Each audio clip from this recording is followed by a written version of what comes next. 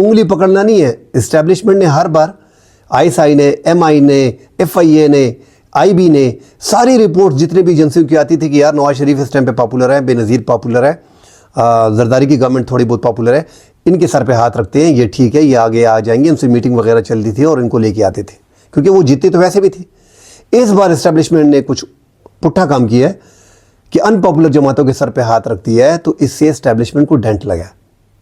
یہ جو عوام اور اسٹیبلشمنٹ کے درمیان دوریاں ہیں نا, اس کی مین وجہ یہی ہے. یہ تاریخ میں ہم نے پہلی بار دیکھا ہے. یار اتنے زیادہ لوگوں کو اپنے خلاف کیوں کرتے ہو؟ آپ نے عمران خان کے 4.5 سال حکومت میں جنرل باجوہ نے, جنرل فیض نے اپوزیشن سے ملا کے رکھی. پہلے سال سے 2018 میں عمران خان کی گورنمنٹ آئی, 2019 میں تعلقات بحال تھے جنرل باجوہ کے, جنرل فیض کے, تمام تر مسلم لیگ نون کی قیادت کے ساتھ. تو اسٹیبلشمنٹ کو چاہیے کہ یہاں بھی پاکستان تحریک انصاف سے تعلقات استوار رکھتے. بے شک گورنمنٹ